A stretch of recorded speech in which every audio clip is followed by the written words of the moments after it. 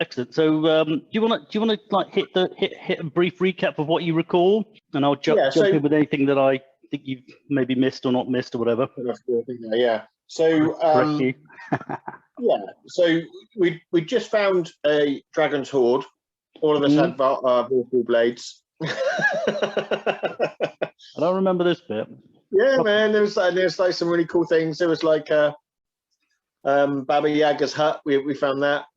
So that was given to us. Vecna's hand.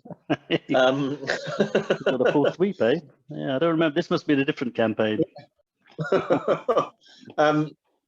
So the crazy tornado thing had just kind of cut through a path, and we'd kind of hidden from it. Yep. Just kind of come out, and there were a few, almost like what looked like a scouting party of either gnolls or bugbears. Can't remember which one you said it was. Yeah, something large and hairy and bipedal. So yeah. Something bestial like that. Quite hefty dudes. Yeah. A good sort of dozen or so spotted, and they were kind of distracted slightly by the tornado that swept across town. Yeah. So they kind of don't seem to have seen us. No. But they were certainly kind of looking toward the town, and kind of almost might be a bit of a scouting group and all the other bits and pieces. Mm-hmm. Yep, this is it, because the town has definitely been battered slightly by this tornado. So they've obviously been attracted by it because they're trying to like, they thought maybe there was some, see what's happened, maybe some spoils or something. Yeah. So yeah, you left the ant hive. You had a couple of days going cross country, and you finally, by sheer coincidence, when you actually came across the town, there was a moment that this catastrophic event had hit. Yeah. So from your position, the town is sort of, if you like, due north-ish, 12 o'clock on the face-ish. The tornado has cut, going in a direction of 2 o'clock, so it's kind of cut across. And the gnolls are sort of also about 2 o'clock, but not, almost parallel with you, if you know what I mean. They're sort of across in the woods, tree line with you. Yeah. Do you want to roll a d12 for me? I just want to determine something else if you could. Oh, did you get my my d6 roll that I said? I did. Yeah, perfect. What do you get? Oh yeah, here we go. 4. Okay, it might be a bit close. What's the highest wisdom of what's the best wisdom of the guy in the group? Do you have an 18? I think 9. No. 17. The cleric. All right. Okay, so let's just leave it there. So, what do you actually? I need to do another thing. Let me just see. All right. So, what do you want to do? I'm going to take them out. They can't be allowed to live. They're too close to the city. I think just off of what all of these guys do, a shot of arrows and then brace myself for a charge, or I think they're a little bit further away than that. I'd say you've seen them, so you can see them. I guess I'd say they're almost a couple hundred yards away. So you probably need, if you're gonna, if someone's going to attack you, they're probably not going to. If they charge it full on tilt, you wouldn't they'd probably take at least 2 rounds to get to you on a charge. That ish distance. I don't want to like pin it down to a number, but let's say about that ish distance. Okay. So at best long range, I would suppose. I was reading about attacks actually for bow fighters attacks. There's a little star there that says slashing and poking weapons. So I think you only get your multiplying on the attacks for combat. So for your bow, you don't get like twice the number of shots every, like when you got your 3-2.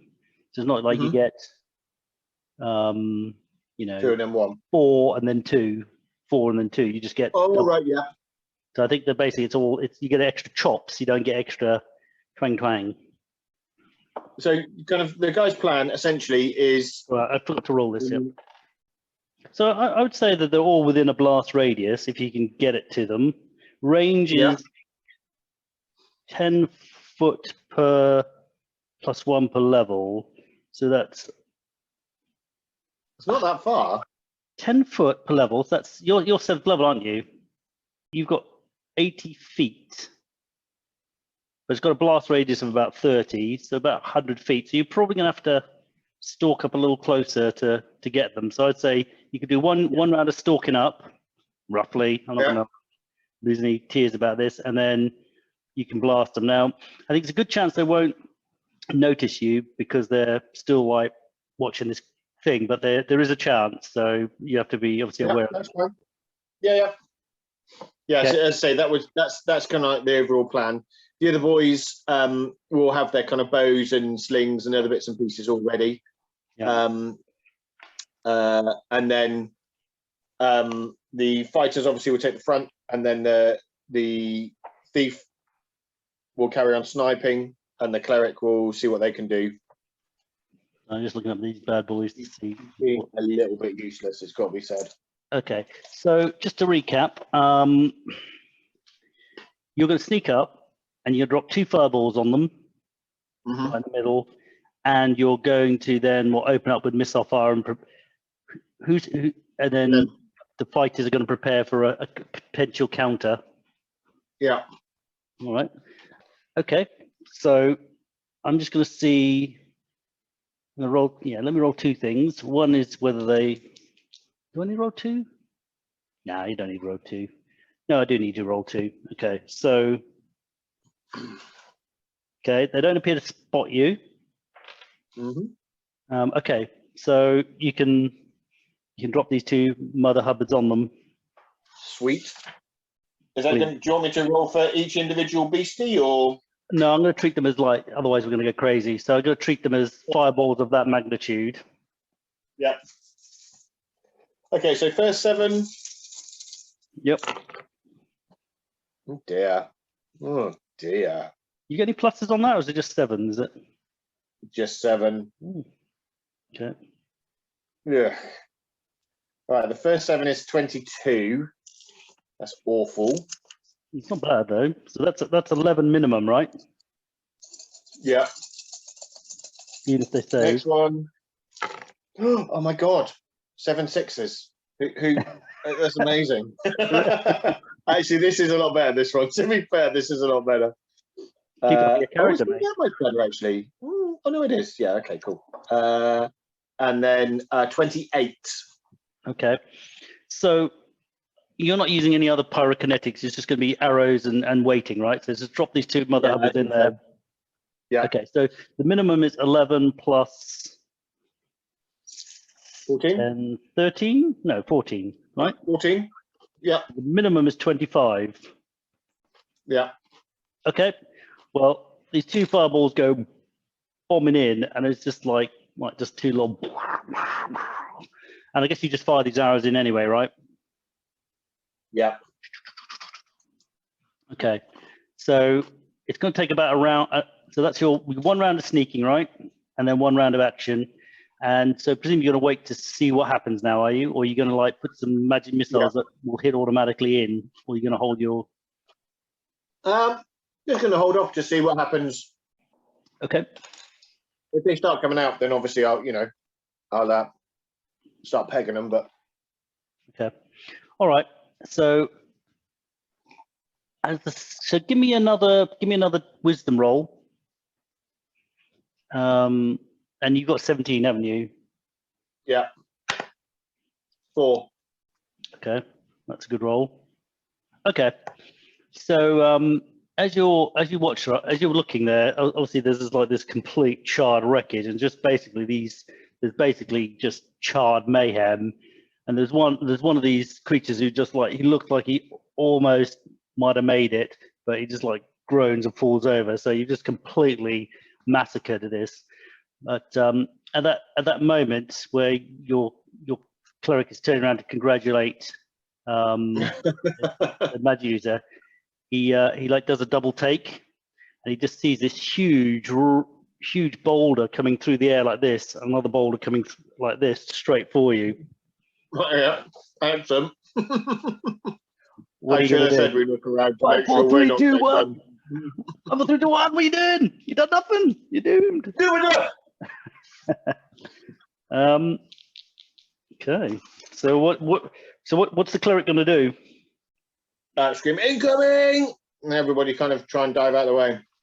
So let's just say you guys are fairly well drilled because you're a quite high level team, Yep. but obviously this is coming down some pretty serious heat. Yeah. So I guess everyone's just like hitting the dirt. Are they just diving? No one's really trying to get any composure at the moment. So I think they're kind of just dive away from each other. Okay, so they're just diving around. Okay, so how many dudes have you got? You've got 6, haven't you? 6. Chap 2 and 3, whoever they are, let's have their armor class. 2. Oh, 2 is a fighter. Oh, fighter magic user. Okay. Armor class 0. Yep. And 3. 3 is the cleric. Okay. Armor class -1. Armor class -1. Okay, so I'm going to give you +1 to your armor class because I'm going to say you guys are like diving for cover and trying to skedaddle out of the way. This is your who did you say first? Fire magic user.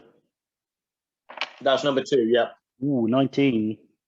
Oh, blimey! And your cleric. He's almost dead. -1. Is he? I thought you had most hit points.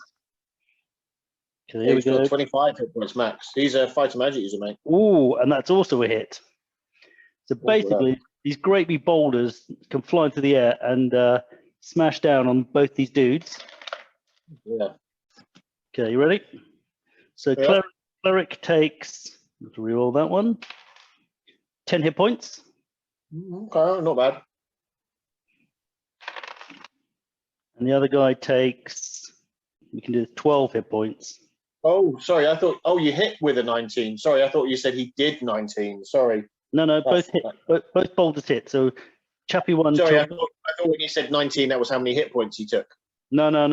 Sorry, no, that was the. I'm just saying. So he took 12. Did you say? First chap took 10. Did I say 10? I thought I said 10. Yeah. Second chap took 12. Yeah. Okay, cool. That's a little bit better.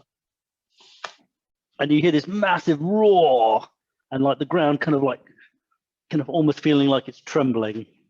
Yeah. Bugger.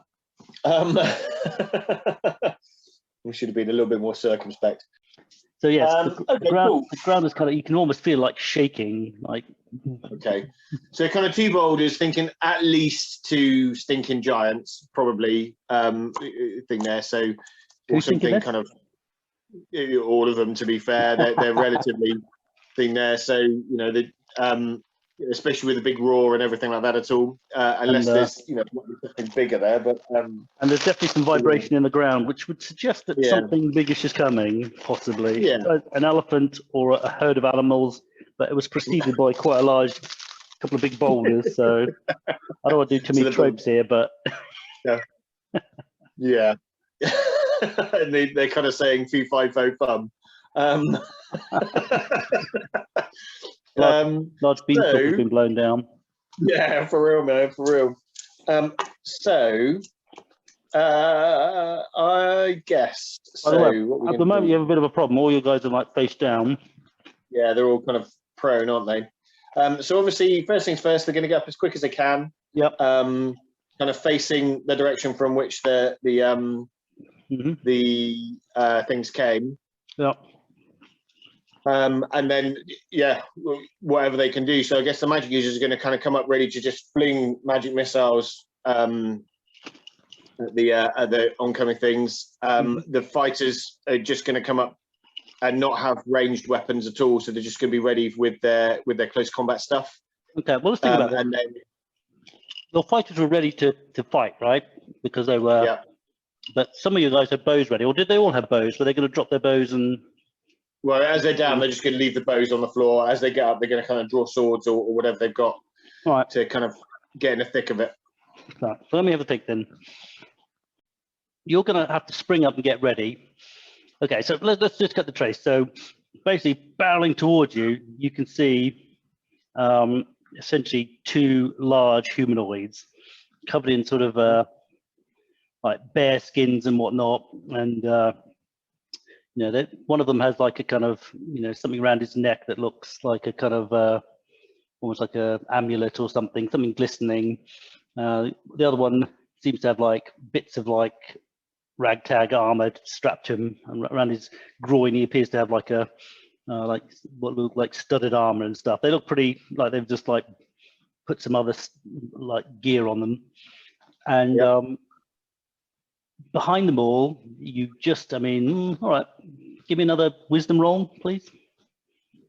Because you're going to notice the giants more than anything else, aren't you? 11. 11. 5. Yeah, okay.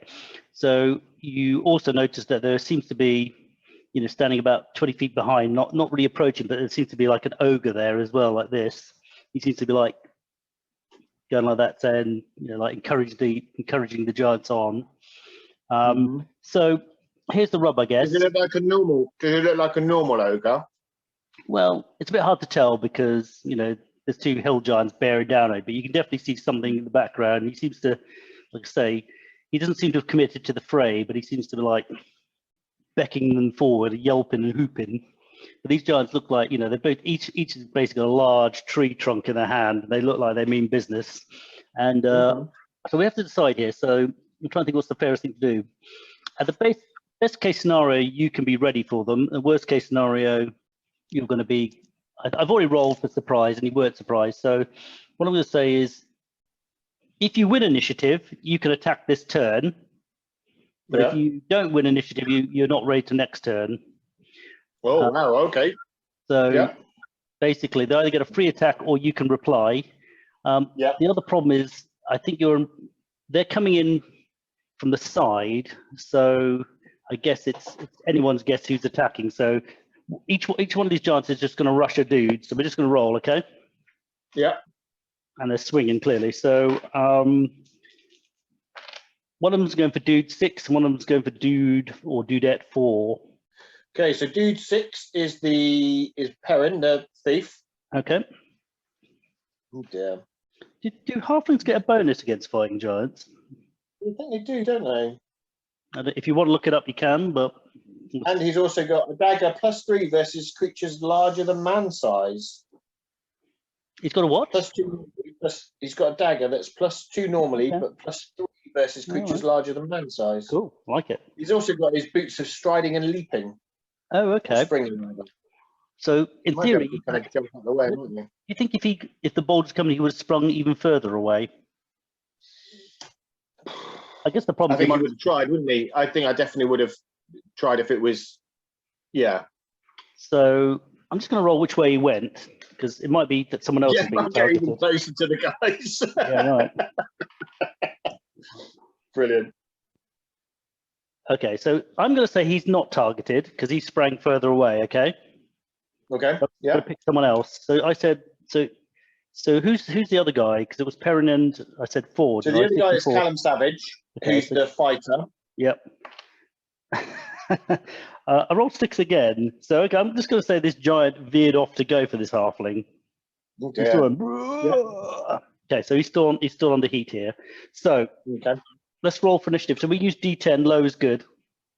Low is good. Okay. Okay. Ooh, 2. 1. Oh, 2 as well. But I do have a rule that if it's a tie, players win. Oh, okay.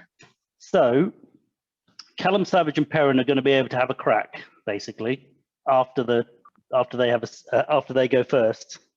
Can any of the other guys do anything, or are they just kind of moving towards? I'm just going to say, can they cast this round?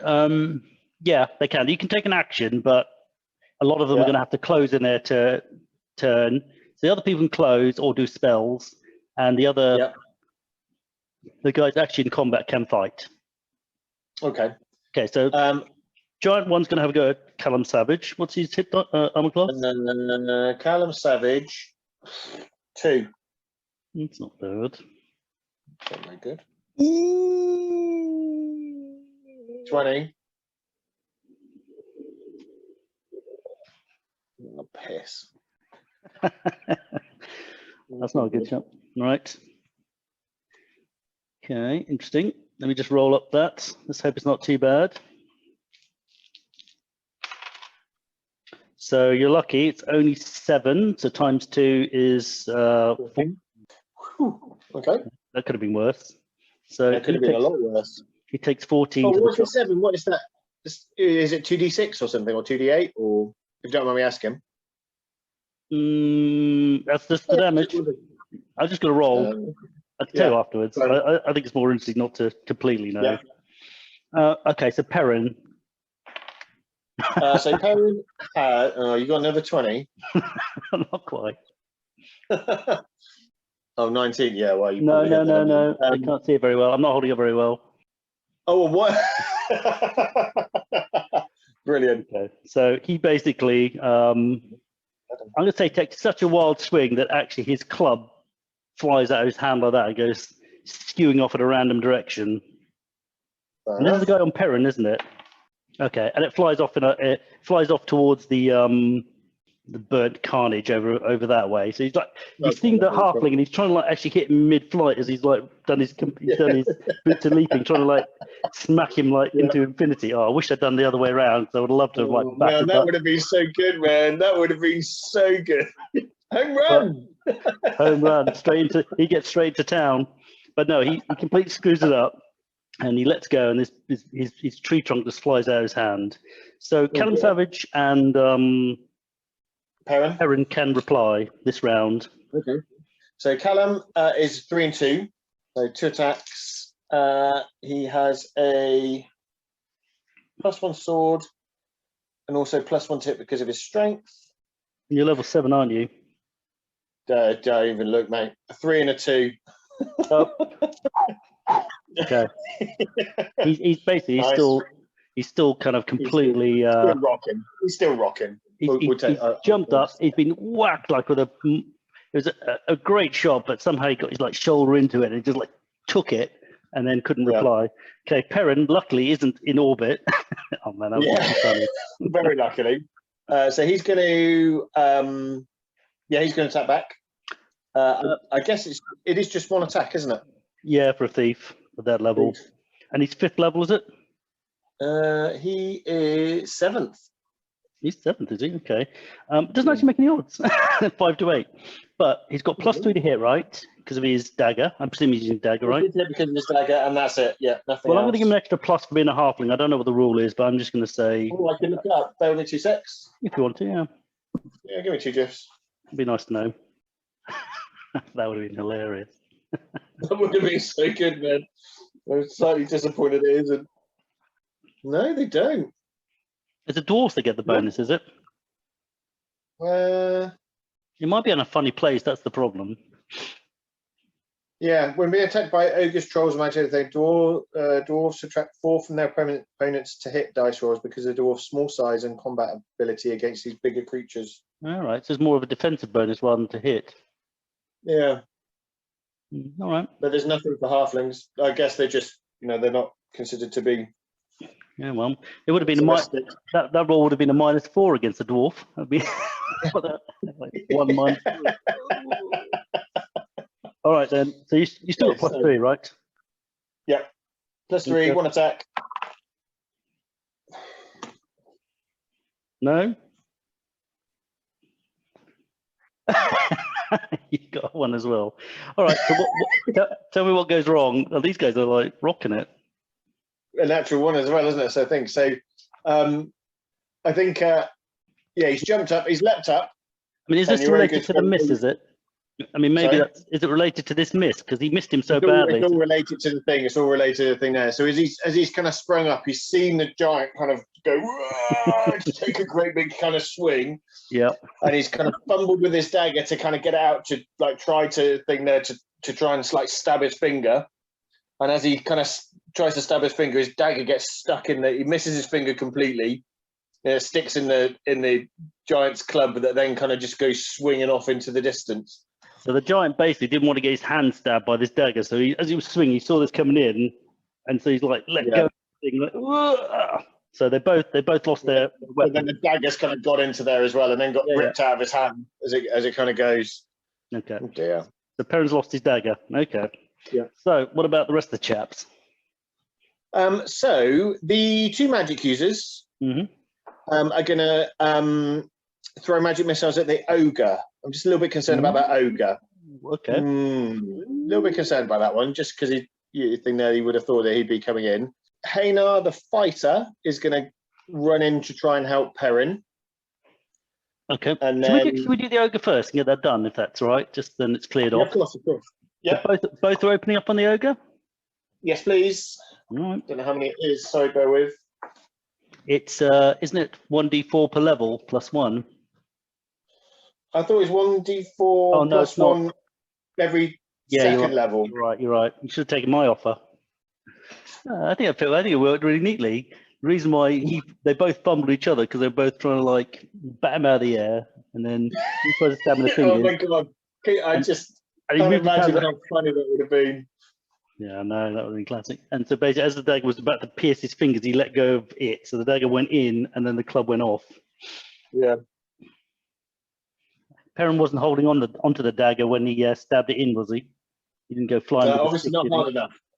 What's that? So 4. So I've got 4. Okay. Yeah, 44. Plus 1. Okay. Plus 1. If the other's plus 1, that's pretty mean. I presume Perrin let go of the dagger when it went flying off, didn't he? He didn't go with the stick into the burning brush. Yeah, I think it's kind of ripped out of his hands, isn't it? I thought that's kind of all right. Unless you kind of want him to be flying off like loop de looping. Oh. Okay, so first one. Yep. 14. Wow. Yep. Okay. Yep. And the second one. 13. Okay. Right. I'm going to do something a bit shit. I'm going to say, because I didn't roll for initiative for the ogre, because I didn't expect you to go for him. So I'm going to say you're committed to shooting these magic missiles. Yeah. So let's roll for initiative. So I'm going to roll 1 die. I'm going to roll for each of your. No, I'm going to do group initiative. No, I'm going to roll for each one because I think it's fair in this case.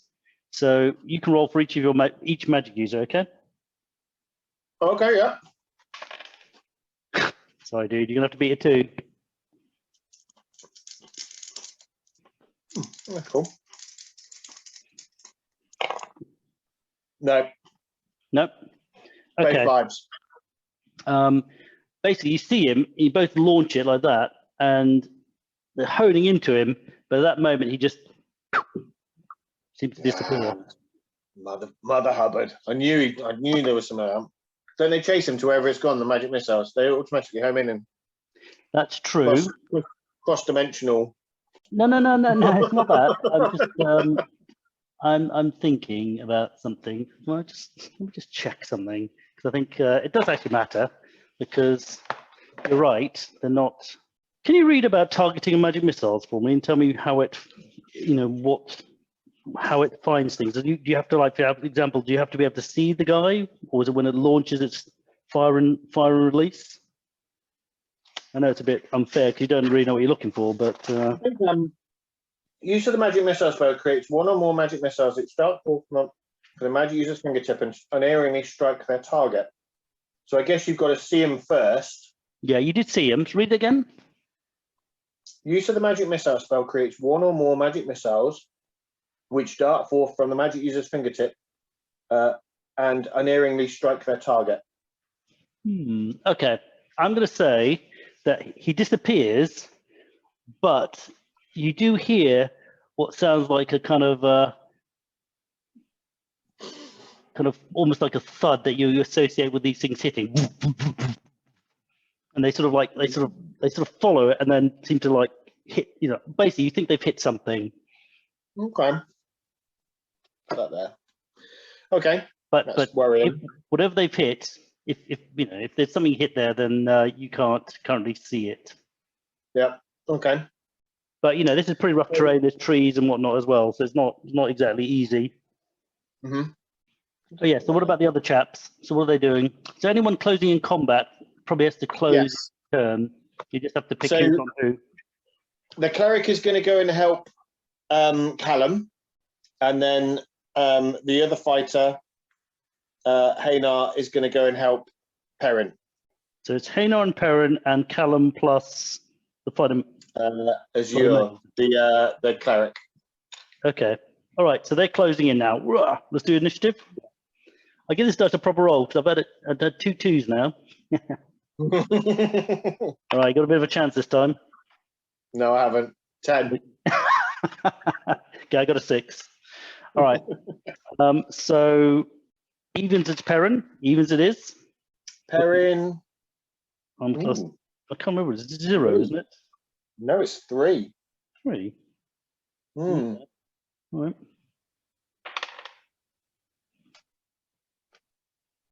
Okay, he just, again. Oh no, he hasn't got a weapon this time. So he just tries to like crush him like that. Boom! But Perrin managed to like jump out the way. Okay, lovely. Now, the other guy, he's still got his club. He's going to go for Haynar. Callum. The other one's on. He's got Callum or Azure. Haynar is with. So I sent a fighter to help Perrin, and then the cleric to help Callum. So Perrin is with Haynar. That's right. Yeah. Yeah. And Callum has gone to join. Oh no, so the cleric has gone to join Callum because Callum was the one that got hit with the double damage beefy chiefy hit. Oh, okay. All right, so he's going for Callum again, I'm afraid. Okay. Oh dear. And he's got an arm class -1, doesn't he? Is that right? Or 0? 2. 2. I don't know how I got written down here. I got absolute nonsense written down. And that's also a miss. He just got. Okay, so you'll go. Okay, so the fighters, well, everyone will do their hits. So, what are you doing with your magic users? Because they've got quite a lot of power. Are they going to go investigate what happened down the way, or? No, I think we need to get rid of these giants now that there's not a huge amount we can do down there. I haven't got any. I don't think I've got any. So essentially, one of the magic users to maybe cast Dispel Magic, where the ogre was. Okay. So his range is 12. 12. That's 12. That's 120 feet, isn't it? Is it? Is that? Yeah. Because it's miniatures. In the old days, it was 12 inches, but because it's weird, they were like imagining on the board, so it's 12 inches, which is 10 feet. Well, they didn't do feet. It was amazing. So yeah, I'd say that's within range, but you're going to cast it in the area that you last saw, where you saw the impacts. And are you? Does it have an area effect on top of that? 30 foot. It's 3-inch cube. Okay, so you're just going to drop it down there. Oh, okay. Yeah. But it's a slightly woody area. But at the same time, because I don't want to lose out the other guy kind of doing anything.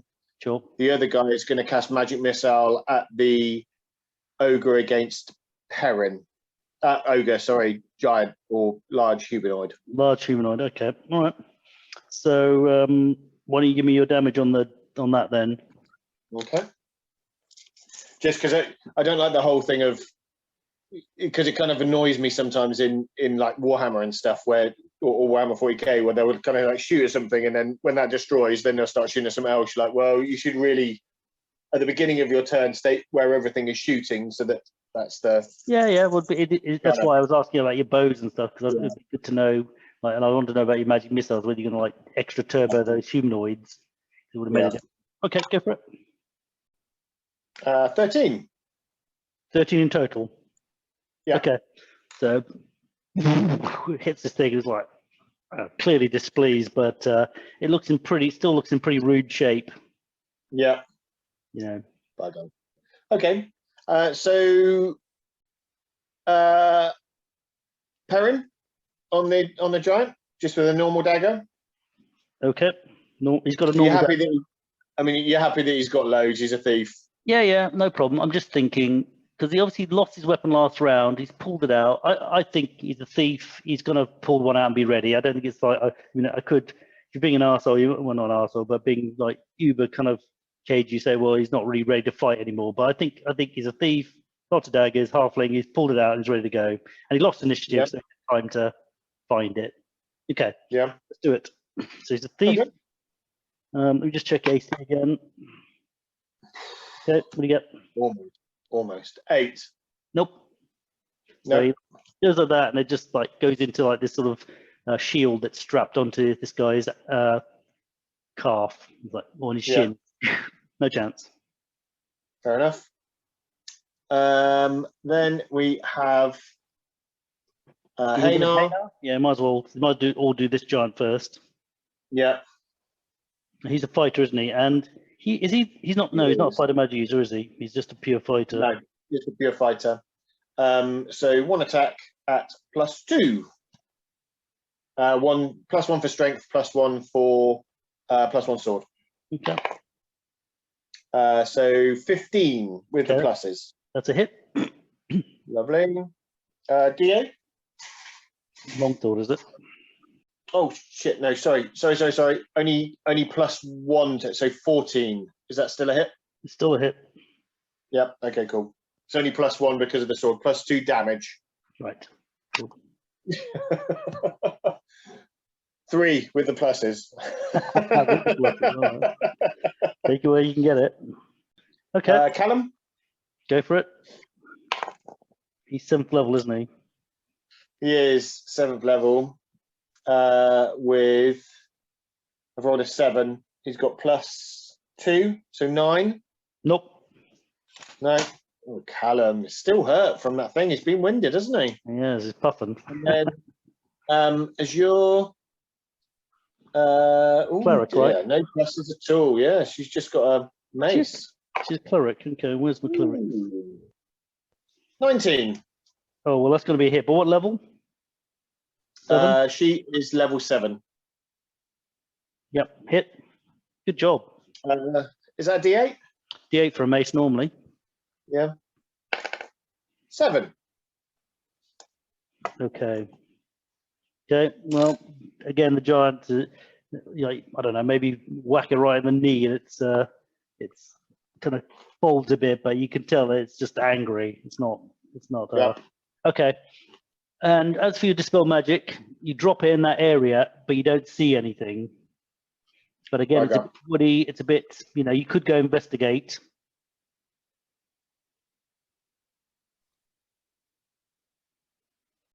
Could do.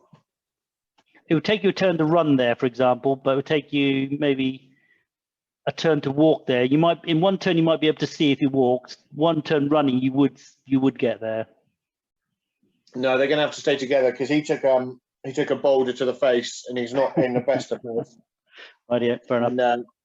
And the other magic user is he's a magic user, so he's not the best anyway. So yeah, I think we'll just hang around. Okay, should we go? Stay well away from the combatants, but yeah. So they're keeping in. Also kind of just looking around to make sure there's nothing going on. Okay. Well, I think almost you need to decide whether you're gonna, if you're planning to blast next term, I think you need to decide whether you're committed to the fray or whether you're keeping an eye out.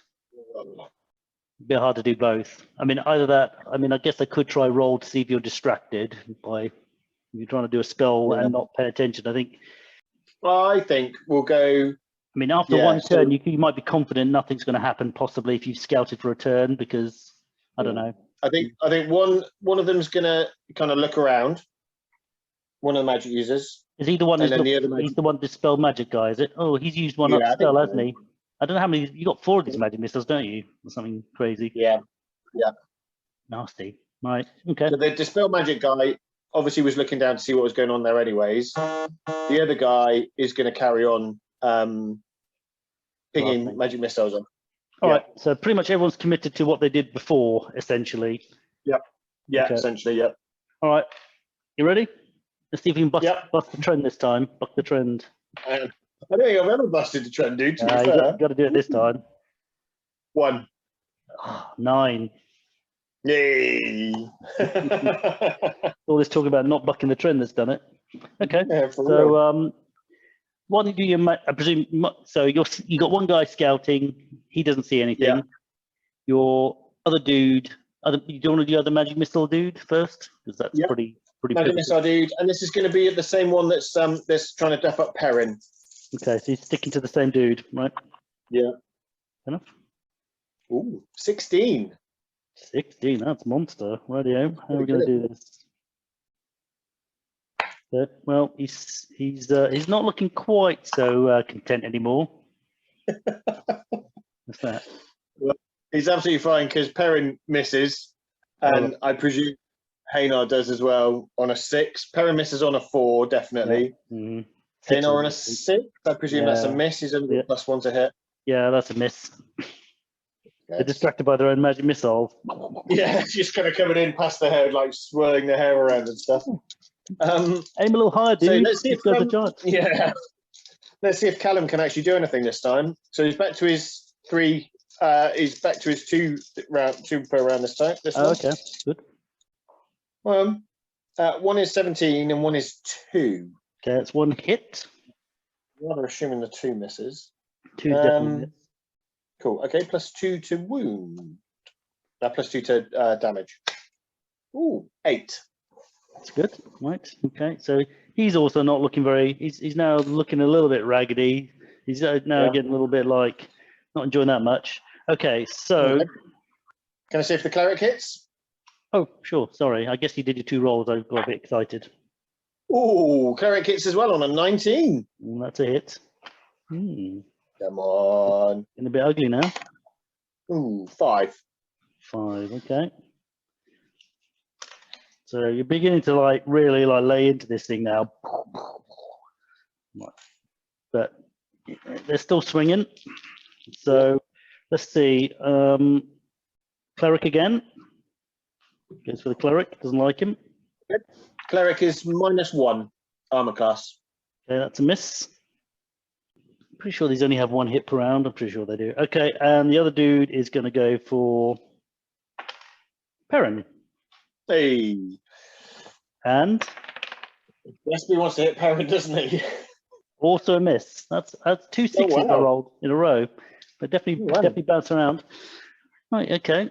So I think that these giants are not used to not getting their way. So I guess I'm going to say they don't need a morale check. They've had a bit of a beating, but they're both standing up. So I'm gonna say I'm not going to do a morale for them this round. So should we do initiative again? Yep. Come on, I'm going to tell you what these suckers out. 3? 10. All right. So I didn't start off the way I should have. I never get these, man. I should need something to break the trend, man. Okay, this guy's going for Callum this time. Oh, Callum 2. I'm a class 2. Yeah, I better check that one because that's close. Okay, it's incredibly close. He like just leans back and his tree trunk just goes. Wow. It was as close as it could be without making a hit. This time, it looks like. Oh no, it is Perrin. Okay, he's gonna have. No. Sorry, no, it's Haynar. It is Haynar. Haynar. Yeah. I'm a class 0.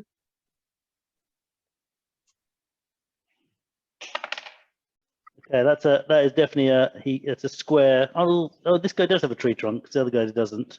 Oh no, this guy doesn't have a tree trunk. So it's just this guy doesn't. Yeah. So he just comes down like that and cracks him square on the shoulder for 9. Oh wow, good lad. Number 1. Oh, really? Jeepers! Wow, he's rubbish. Okay. And your guys in trouble? No, not quite yet. Probably, I couldn't take many more hits like that. He's only level 5, so yeah. Okay, cool. Fair enough. Okay, you'll go then. So what the magic user's doing? I think magic missiles from each of them going at one giant and one going at the other giant. Right, yeah. Okay. So this will be your 3rd magic missile from one of your magic users, right? Absolutely, yeah. So this is the one that's on Perrin. Okay, good.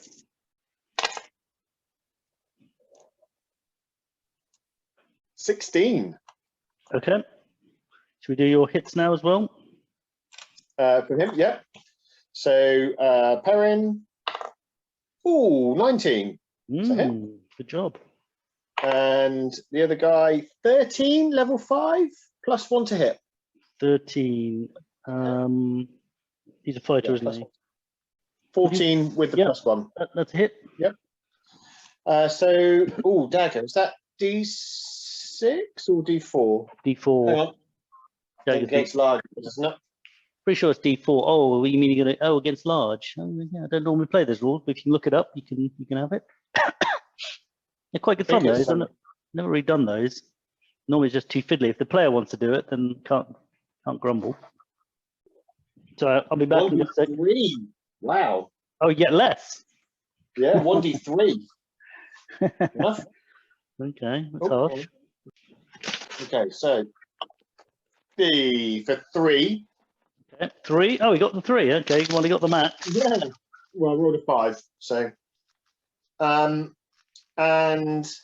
D8 +2 for the other one. 7. What do you mean rolled a 5? Rolled a 5. So how does that give you 3? 1, 2 is 1. 3, 4 is 2. And 5, 6 is. That's why I do it. Okay. All right. Okay.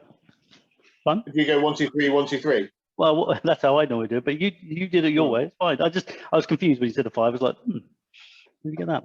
Okay, so that's 3. And then 7 from the fighter.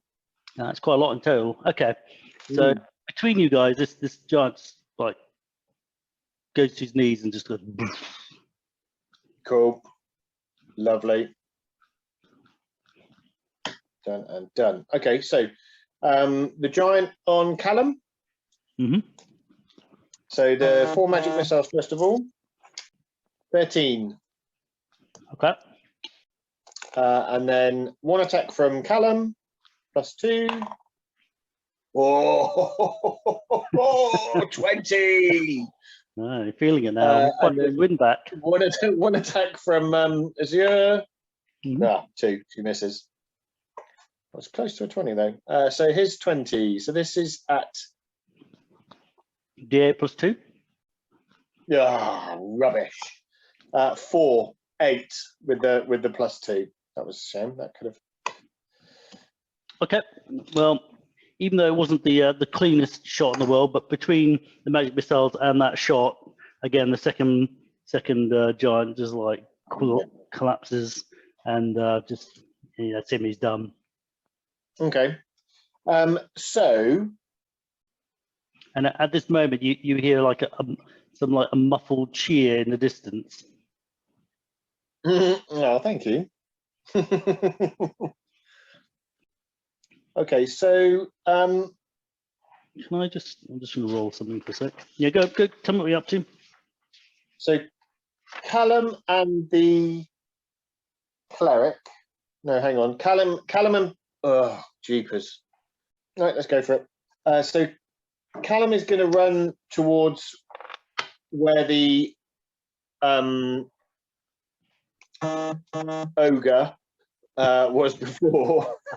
Bunny ears, right? Okay. The cleric is gonna run over to the magic user to heal them. Rightio. Perrin is going to go for his dagger. He's going to go find it, is he? Yeah. Hayman is coming back over to protect the magic users. Okay. Yeah. So I'm going to be a bastard here, and I'm going to say that there's a chance your dagger could, even though it's magical. What's it? Plus what? It's +2, but +3 versus large creatures. Okay, +2. So you need to roll. Don't roll a 1, 2, or 3. On a d20? Yes, please. Yep. 7. No, okay. Well, he will eventually. He will eventually find it. Is that? Have a look on your d20 and just look to see what's underneath the bottom of the 7. Under. Oh, what, around the 7? Oh yeah, there you go. All right. Is that what you saw for a second? Did you? It wobbled there as well, man. I was like, no. Funny, you see that 20 sometimes, and it goes. Yeah. Click. Okay, Yeah. so he will eventually. I'm not going to like bother saying how long it takes him, but you know he'll find the club and he'll eventually look around, and he will eventually retrieve it. As for your magic user who went to look for the Callum ogre? went to look for the ogre. Mm-hmm. Okay, so when he gets there, basically he finds basically a squashed bit of grass, but he doesn't actually find anything there. So it looks like maybe someone got knocked over or flattened, but they either who's it? This is not a ranger, is it? Basically, No. You can't see any obvious tracks going away from it, but there's nothing to be found. Okay. Well, around the scorched grass, he is just gonna kind of stab experimentally just with his sword, just to make sure there's kind of nothing invisible lying on the floor or anything like that. Okay, so he's gonna like whack around a bit. Okay, well he doesn't find anything. Okay. Okay. That's quasi annoying. Oh, and about two or three rounds after like doing your healing and stuff, one of the giants begins to like rise like this off the ground. As it just the whole body starts to levitate up. Yeah, it just starts. It's not like it's getting up. No, but it's just starting to almost like a yeah, bizarre. It's almost like a force is pulling it upwards like that. It's kind of.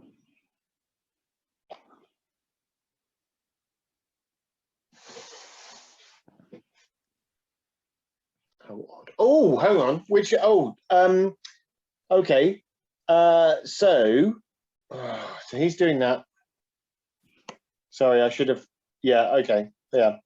I say I would have searched the bodies because there was that amulet that you talked about at the beginning. Mm-hmm. But I didn't say. But I think it's probably fair to say you would have, in that time frame, you would have. That's what you would normally do. Okay, well, this one that's beginning to float up, you notice that the thing that you thought was possibly an amulet seemed to be a vial or a potion of some kind. But but it is broken, and it is whatever contents within there are now not in there. Oh, okay. Interesting. And that's the one that's starting to go like this. Starting to rise up in the air. Yeah, float. It seems to like be going up. How odd. And obviously I can't see anything else kind of either pulling it or anything like that at all, or well, I mean, what are you going to do? Down into it, or... What's that? No razor light? No. I mean, I guess you could sweep your sword over it. I mean, it's going up fairly quickly, so you'll have to decide quite quickly what you're going to do. No, but just leave it. It's fine. Okay, well, basically, it just goes up and up and up and up, and then seems to like then start to sort of like start floating in the direction of the clouds. Okay, that's a bummer. But it doesn't nice to have. It doesn't appear to be alive. I mean, it just seems to be. Yeah. And then just kind of floating off. Okay, so kind of my kind of working suspicions is that it's a potion of levitation or something that's just broken when we were duffing up, and that's just taking a little bit of time, I guess, maybe to seep into him and kind of be absorbed enough to kind of do something. I'm hoping it's nothing else. That is an interesting hypothesis.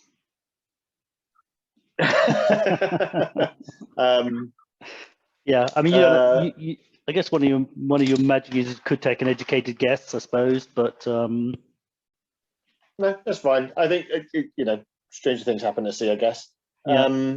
I mean, in terms of searching the other body, again, it's pretty much ragtags, bits and bobs. The only thing that's caught your eye is that this sort of gusset this guy has around his groin seems to be pretty high quality leather armor, actually, studded armor. Okay. And kind of obviously kind of fashioned it into a kind of elaborate giant codpiece. Yeah, nice. Okay, cool. Well, we'll take that. Okay. But other than that, we'll do detect magic on it at some point. But yeah. And I'm guessing there's nothing over at the other beasties left after the fireball. Fireball's going to make it pretty awkward. I mean, you might find a bit of chump change around, but nothing, charred armor and swords and things. Nothing that really like you think that's. It stands out. I mean, if you want to, if you can spend the time, you might be able to sift out. If you want to spend a good hour there, you might sift out like 20 or 30 gold pieces or something. But no, it's kind of more after battle axe or something like that at all that kind of just survived for whatever reason. Yeah. Okay, cool. So obviously a little bit annoyed that we've kind of lost the ogre.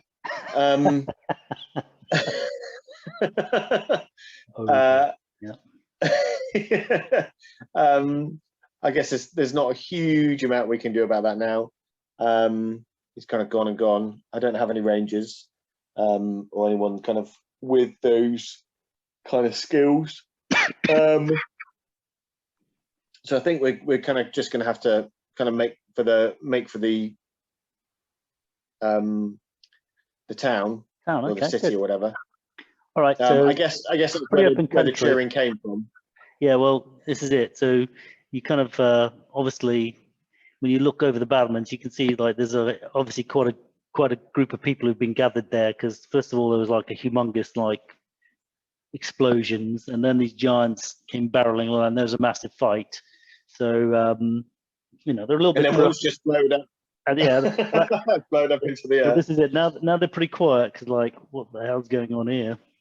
But I think Perrin's going to pretend that he had a baseball and just like twatted it up on it. Baseball. All right, fair enough.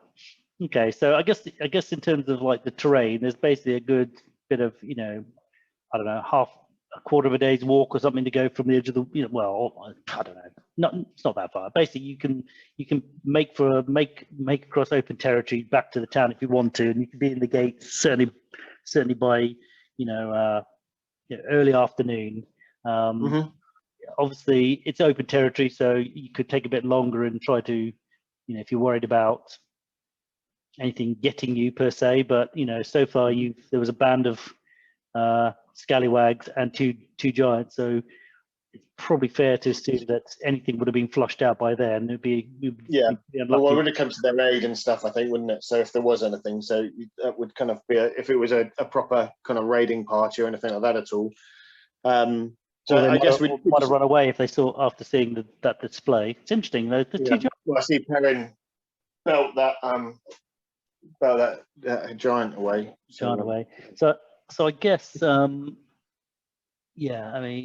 anything might have been suitably terrified of what they saw displayed. But it is interesting, like those giants. I think if they got one or two extra hits on you, they might have actually put someone into a bad place. But you had healing. Yeah, very much so. But it's interesting. It's that sort of 7th level-ish party can easily can handle two giants even with depleted fireballage. Those magic missiles are just carnage, aren't they? They're proper powerful. I mean, I guess you haven't got like ridiculous amounts, have you? But like, when you got like your fighters just not hitting, and this is guaranteed at least, for these guys 8 hit points every turn at least. Yeah, absolute minimum. And if that's like immediate, if you imagine a sword that the D8, that's 4 on average. So this is the equivalent of I don't know, if it's doing 8, it's like equivalent of I don't know, like, well, I guess, like 470, 4d4 plus 1 is what it's doing. I mean, it's pretty, I mean, it's solid. Basically, magic users at this level just come into their own, but this is where, like, if there was extra, because having 2 opponents coming at you means that if long as they didn't pick on the magic users, that's where you might have been in trouble if they'd actually managed to. Oh, absolutely. So like the rocks are very lucky that if it hit Aya, the pure magic user, the 10 or the 12, and he would have been left with either 4 hit points or 2 hit points left. That's it. And if there's some missile fire coming down on you, it would have been a bit more awkward. But just 2 big bully boys wading in gave you, and taking out the sly ogre, that gave you a chance not to like have those magies picked on, you know, while they were distracted. Anyway, I was just interesting. It's, you know, I don't normally play this high level. Obviously, I prefer a little bit more risk element, but it was just interesting to see how you would handle that group of baddies.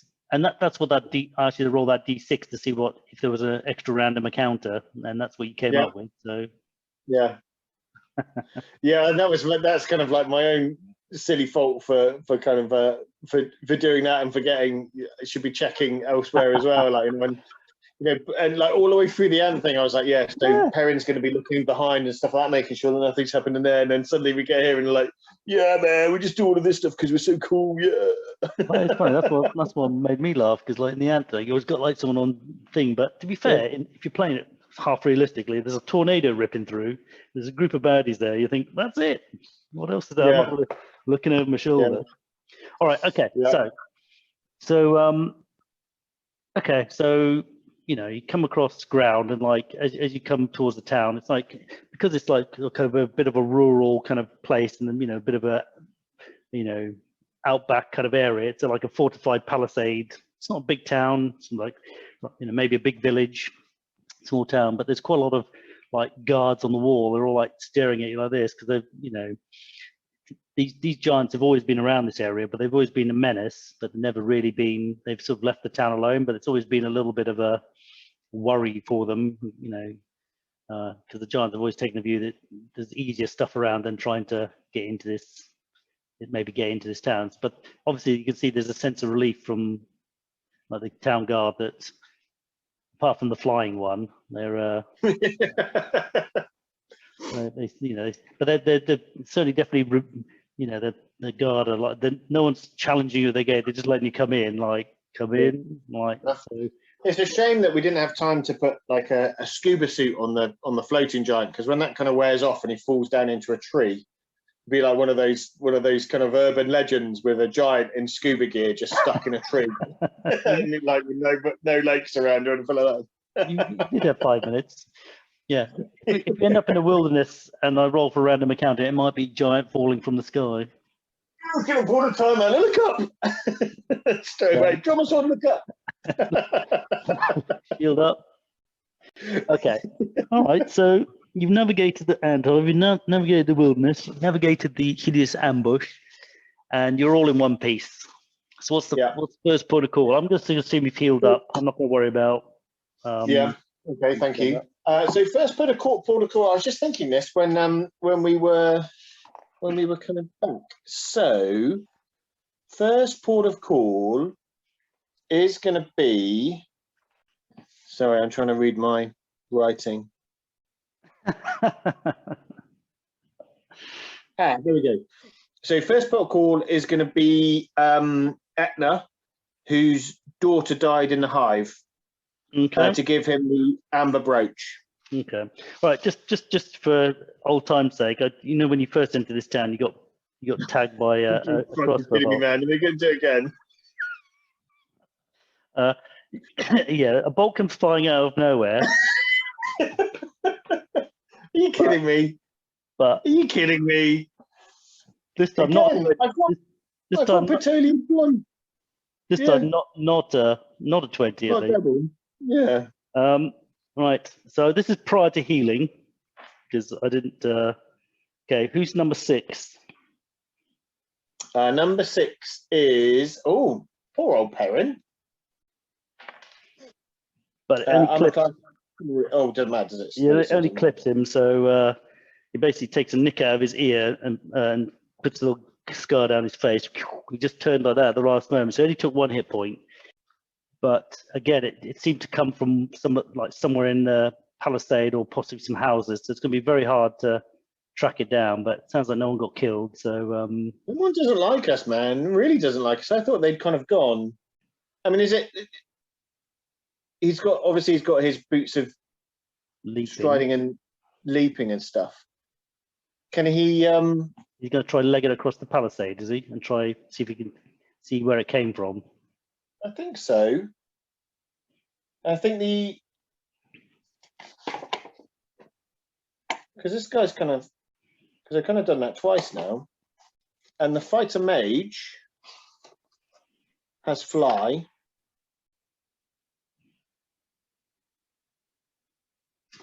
So he's going to cast that on himself. How long does it take to cast? 2 seconds. 3 segments. So 18 seconds. Okay. Okay, so roll a d20 for both of them. Just Yeah, for the other, just so you kind of know all the bits and pieces that I'm going for. Okay. Yep. No, that's cool. Yeah, those guys, Okay. and then the other guys are kind of going to start scooching around to get as quick as they can towards that kind of area. All right, fair enough. Okay, so or at least the area you think it came from. Okay, so roll d20 for Perrin. Perrin, 17. Nope. No. Oh, God. Flyer. Sorry. And the flyer. The guy The flying flyer. up? High or low? High. Yeah. 4. Okay, so by the time he gets up, he basically, there's just too much kerfuffle and busyness. And Perrin, whilst he thinks he might have got close, by the time he gets up there and jumping around, whoever might have been around is gone. Okay. But yeah, it wasn't far off, frankly. Okay, fair enough. So I guess it's early afternoon. I don't know whether you want to like take a break in terms of like in the inn or whatever, or do you want to get around to see the people you want to see? It's up to you. I mean, I think kind of straight away going to give people the things that they're right. because I think, to be fair, with the especially with like Etna, I think that'd be good for him to kind of know, get his daughter's brooch back and stuff. Yep. So you go see him. Yep. The druid guy as well. So kind of take just let him know that the apprentice should be on his way back. Okay. So yeah, that's true. So you go see you ask around, and eventually you find Edna's little cottage thing. It's not very grand, and he's obviously I think you had 2 of these beetle brooches, but one of them does seem to have some initials under which he recognizes. So apart from some pretty awful blaspheming that he does as a matter of course, he seems incredibly grateful, and goes quite quiet, but I think he finally now knows what's happened all those years ago. So I think he seems at peace, but he's not he's not very communicative, because I think he's still reflecting, but he does seem incredibly grateful. But he doesn't really have anything to offer you. He says you can come anytime, and if he can ever help you, he will. But he does offer you a small like pouch of gold, of like copper and silver, but it's not a lot. Well, I think, to be fair, I was actually going to give him some gold as well, just to kind of help him out, and just because obviously he's lost his daughter, all the other bits and pieces, at least he can kind of try to go on and kind of live his life. Okay, well, he's astonished. He can't believe it, but he looks like he almost might refuse, but he's obviously he's sufficiently poor, and he says that he'll use some of this gold to erect a small temple in a little kind of shrine thing in his house. Although the name of the god that he's going to erect it to, he seems to blaspheme against it several times in a row before accidentally. But fair enough. But okay, all right. Cool. So yeah, he takes the brooch. By the way, when you have the 2 together, they seem to almost be kind of like repelling each other. They seem strangely sort of, because obviously when you got them both out, they were like, you were trying to figure out which one, and they're almost like poles of a magnet. They wouldn't go together. Okay. Interesting. Okay, cool. So you still got one of them. Still got one of them. Yeah. Okay, so you're gonna go around and see the druid, are you? Yeah. Yeah. Okay, so when you get there, he's so if you recall, actually, I guess this is what he looks like. I don't know whether you can see him. Which one? Yes, thank you. Yeah, you did cut them all out. I've got them somewhere. I do. Well, it's all right. So there's Etna. oh, it's not going to work. I should really get the PDF and share screen. This dude. Yeah. Anyway, so you go around and see the druid, and obviously Antonym is there. He's like looking very coy and a little bit kind of still a bit pale, and he seems kind of a bit frightened and yet almost relieved to see you. And he's like, expresses his gratitude for once again saving him from the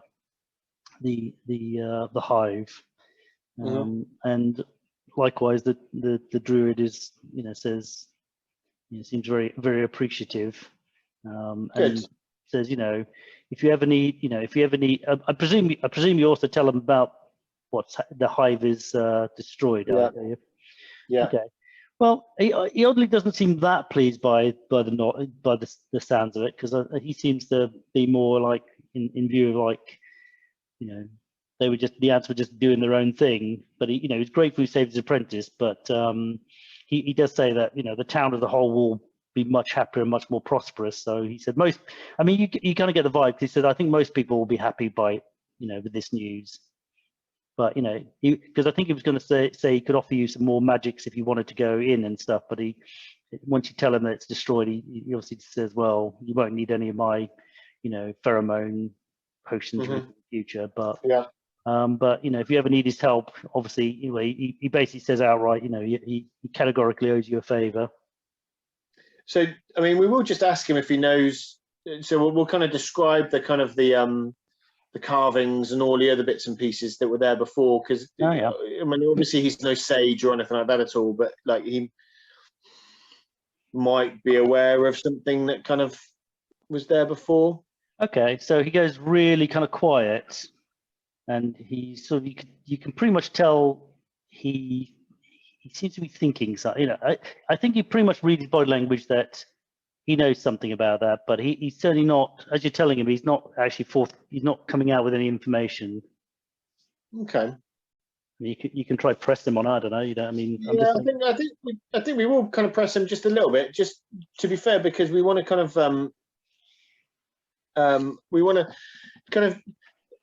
more so to make sure there's no portals or anything like that there that stuff can come through, because there was some relatively nasty stuff there. So it kind of and if nothing else, having unnatural creatures come to this area could be even worse, especially if potentially the ants were keeping them in check or anything like that at all. So okay, well, he basically says, well, in summary, he kind of says, well, I owe you a favor, so I'm going to tell you what I know. And he basically pulls out what looks like a, okay, well, give me a show when you, basically he pulls out what looks like an old, it looks like, it's like a parchment that's looks like it's a rubbing, like someone's rubbed, and it's all kind of bumpy and stuff, that's the thing. And in many ways, it reminds you of the map you saw Patoli with. Yeah. And he said, "This is a rubbing of a skin I had that someone stole, and this is the only copy I have left." And essentially, he says, "I can't say for certain, but I think underneath, I think the ants have basically been attracted to an area of raised ground, which is near the river, and he thinks that, from what he can tell from these etchings, that the hive is built upon an ancient monument of some kind, possibly a temple." And he said, I had this kind of toad-like red skin that it was printed on, but one day it disappeared, and it was basically stolen about 3 years ago. So what's that? You're going to tell him? You volunteering that, are you, or are you keeping it to I think yourself? so. I mean, he needs to know about these things and stuff. There, at least that kind of that thing. He's quite shocked. He's quite shocked. He said, "I can't believe it. I know she was like mixed up in things, but I can't. Well, if she shows her face around here, she's going to have something to answer for, and she, by all rights, you definitely have to return that thing to me."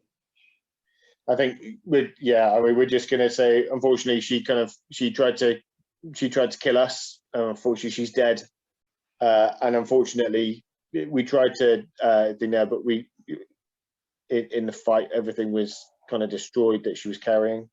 Okay, we said, well, I tread. Apart from this amber brooch. Okay.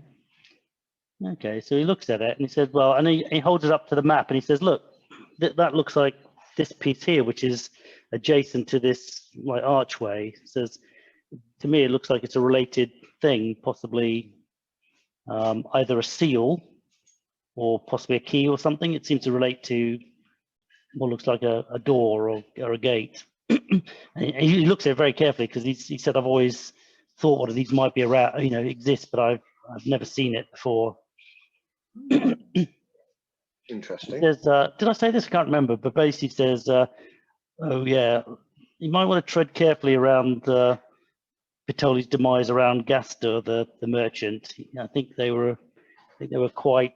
They had lots of dealings, so I'm not sure. Okay. I mean, I'll keep this to myself because you've done me a big favor, and he still looks at Antonym and says, "And you don't tell anyone." And like throws a kind of potato at him or something like.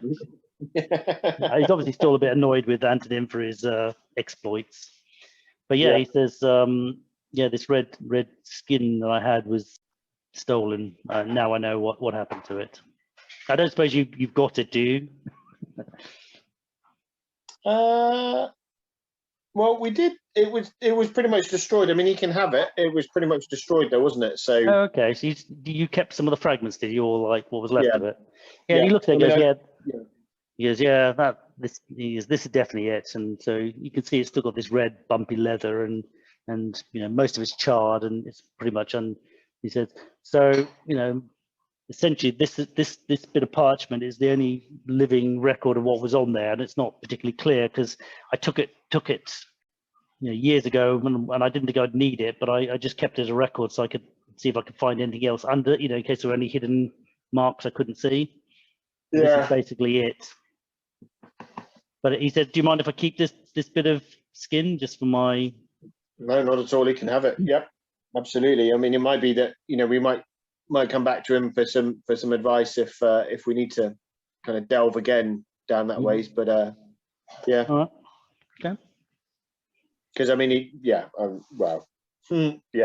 offered it up without pressing, but also he may well have known that she had it and then thought, oh, I'll have that. But anyway, let's. And he says, well, the only place I was ever minded to explore and try to find out more is the Barrow.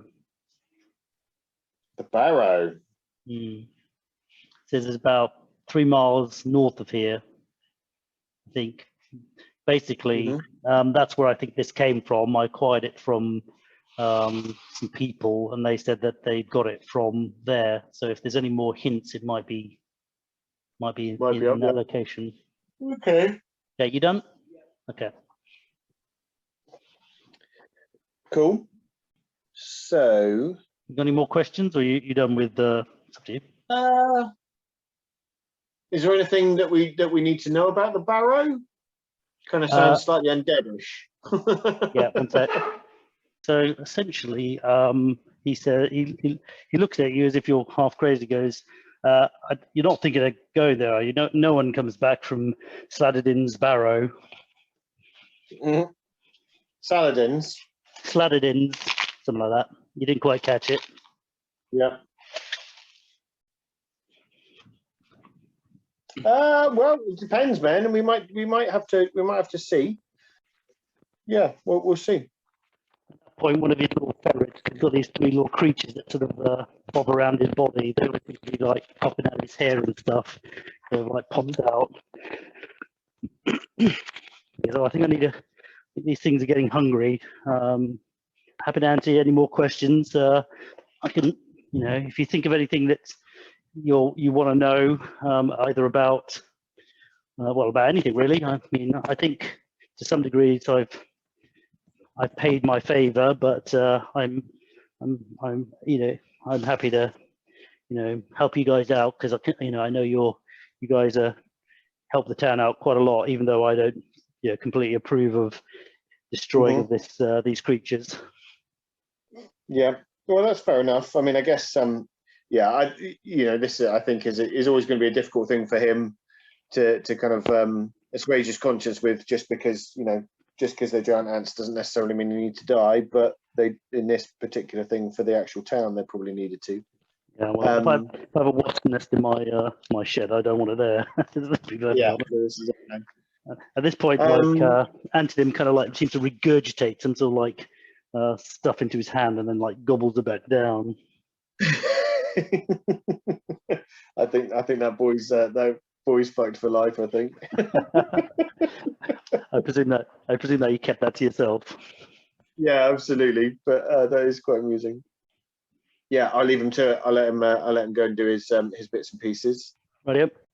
Whether this takes 1 day or 2, I think you can like go around and see the people you want. So should we just daisy chain them together rather than worry about how long each one takes?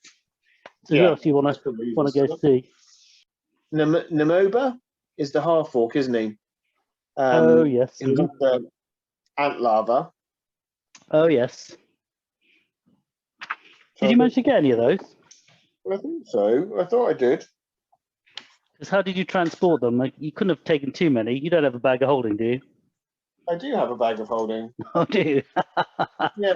Silly me. All right. Perrin's got a bag of holding, yeah. All right. Because we were, I don't know if you remember, we were kind of putting in, so there were the bits and pieces that people wanted, so like the jaws and things. The jaws and the other bits and pieces. The problem is he wants them alive, so you were on the road for a good week or so, weren't you, I suppose? Yeah. Did you take any special precautions to keep them alive? I mean, to be fair, I think we were just keeping them in. I think when we were discussing it ages ago, I think we were just kind of keeping them in fairly warm, but nothing. I don't think there was anything we could do to keep them. Nothing that we knew to keep them alive. Mm-hmm. That's what I mean. What do you do? Just stuff them in the bag? I mean, what? Yeah. Okay. Well, I'm going to say he looked at them and he's sort of like, well, I'm afraid these are all past being useful for me, but I suspect Gaster will buy them from you. He'll sell them in the markets. These dirt lobsters are quite valuable as a delicacy. Yeah. Oh, I'm sorry about that.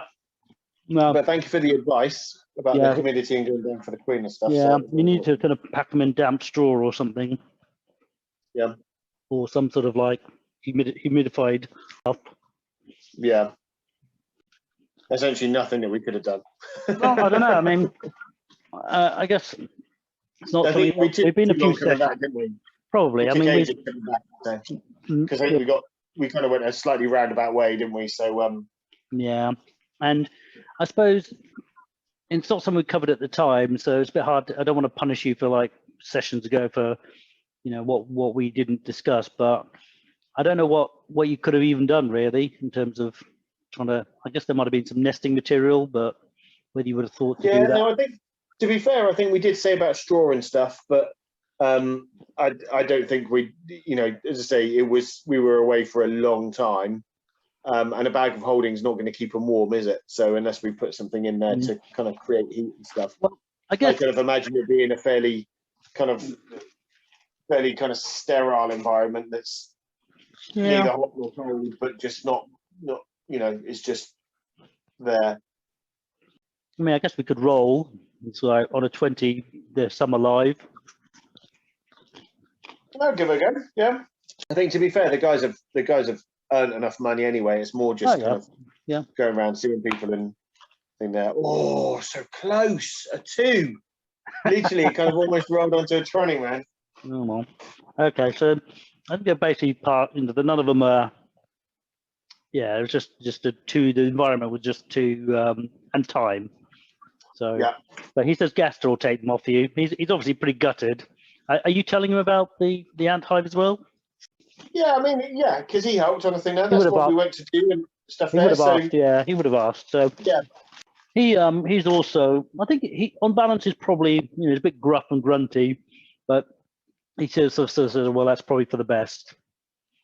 I mean, he obviously would like to have got the larva. I guess he still says, how long have you How long ago did you leave? I was going to say, so you know, there's a chance that, I mean, he could, you know, if he wanted to, he could maybe get down because he's a fairly big lad, isn't he? So Yeah. I'm not able to kind of. So after you tell him how long it is, which is like about a week, you can see him thinking, and he goes over, he grabs his satchel and his stick, and he says, "I'm going back. There's a chance there's some of these things." Yeah. But he does say, "Is it?" I presume it's still a dangerous place. It's still, yeah. I mean, there's still lots of beasties and stuff around there. So you know, it wasn't a cakewalk. Okay. I'm not sure if did we use the pheromones? I mean, I guess that's probably not going to, it might put them off just for a little bit if we wanted to try and get some stuff.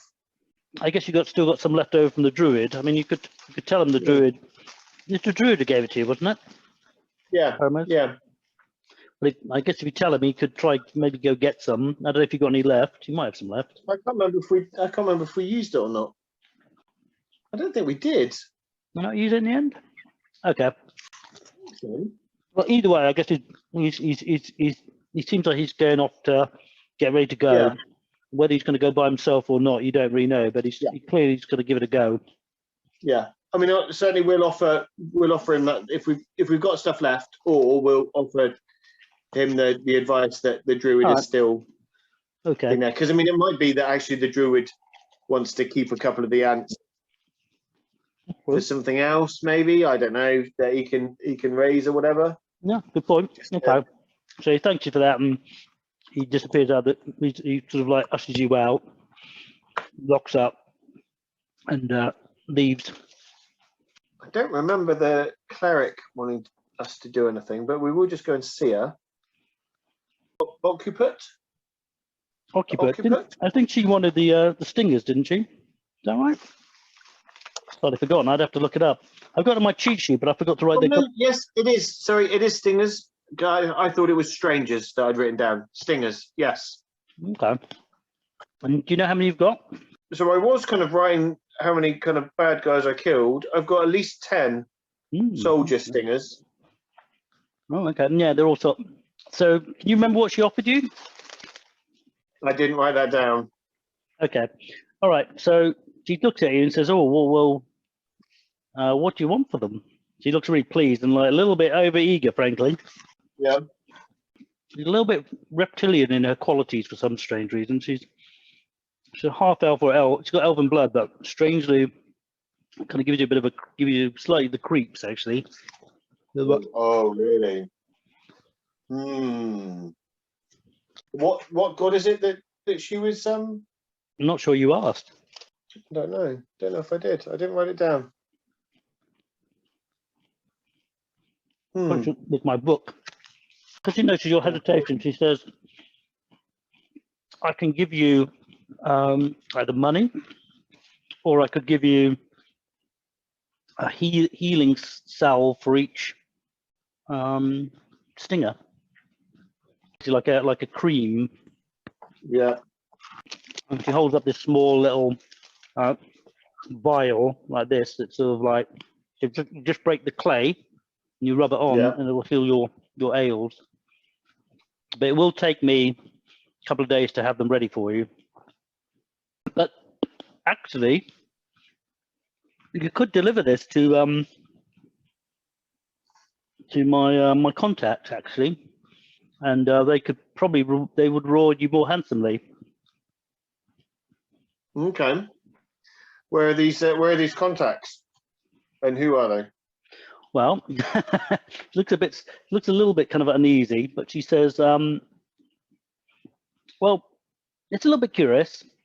I've been asked to supply interesting components, and the messenger comes and comes basically through a portal. They're given these interesting components. Basically, they want things like venom or anything that's kind of noxious. Basically, I'm essentially an agent for them, as in, I work for them. But if you have these glands, and I don't wish to have them, hang around too much longer, I can essentially trigger the portal early, and you could go through it to the temple." and you can get out of this hell-forsaken town at the same time. Okay. Maybe we'll think on that one. If that, we'll come back to you. Yeah, I suspect that if you went there directly, you could probably leverage 1,000 gold pieces per stinger. Yeah. Or these salves are, curative, but not strongly. I'm sure they would reward you with potions of great strength of healing. Okay. Basically, you'll be kind of cutting out the middleman, essentially, is what she's implying. But obviously, and how come why don't you get a cut of the stuff that they've asked you to? Well, normally I do, but if you can get this to them freshly, I would receive my credits, indirectly. I would, please by all measure mention me, but you will be coming through my portal, so they'll know that you've come from me, because it's normally me that goes, can go through or take them, but I need, in this case, I would need to summon that portal and send you through. Okay. And they worship the same god as you, do they? Go through to another temple. Well, it is a temple, but it's not. This is something I do outside of my religious capacity. This is how I make money. What deity is the other temple dedicated to? That's a good question. I mean, I say temple. It's more of a institution, I suppose. I don't think it's not. It's dedicated to knowledge and study and learning. It's not a really religious institute, but they crave knowledge and substances. Okay, fair enough. Fair enough. And just by looking around, can we see what god this temple is dedicated to? What, hers? I better have a look in my book. Let's see if I actually wrote it down. Just let me check. Okay. Well, certainly the iconography, and stuff up here must be potentially of a deity that you're not overly familiar with. Your cleric doesn't recognize it, but it's either local or a variant. But she is half elven. She doesn't appear. She certainly doesn't. Apart from a slight reptilian quality, kind of cool and a little bit kind of, hissy. She isn't. Doesn't give you an overly bad vibe per se, but yeah.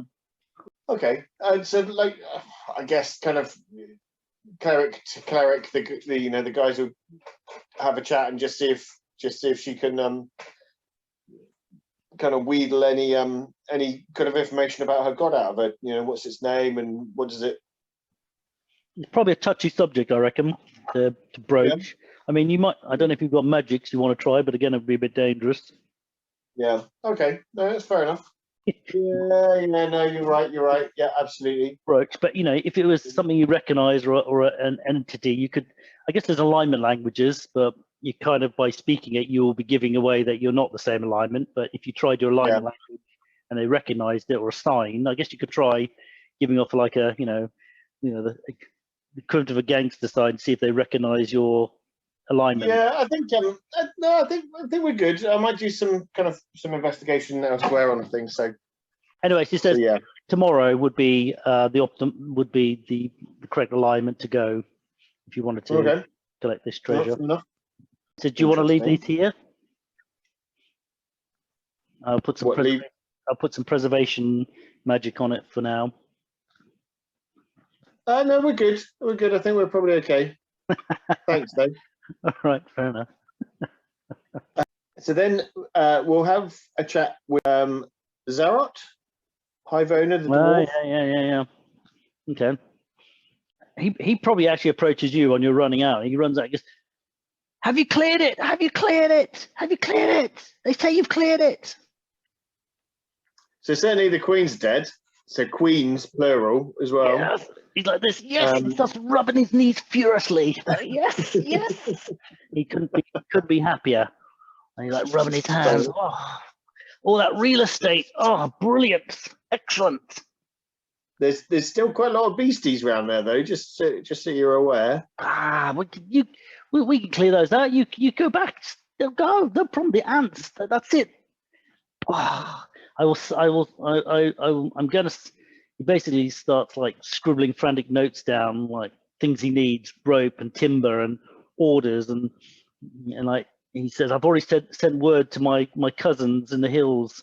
There'll be within the week there will be hundreds of my kindred here. Oh, good. Well, that'll be good for you. I hope that goes well on the thing. Yes, there. I'll be rich. Good. I can't remember actually if we had any deals with him. I can't read my writing. What have you got? It looks like Gorso, Gorso, which makes absolutely no sense at all. Go read it out. See what you got. That might make sense to me. That's it. So the Ant King. Mm-hmm. It looks like GOP or RSO. Could be an S, I guess, at the beginning. Then his name. Oh, maybe it's his first. Is it his first name? Maybe. And just Hive owner. I haven't got anything else down for Hive roller. Okay. Hive owner. Oh, Hive owner. Yes. Yeah.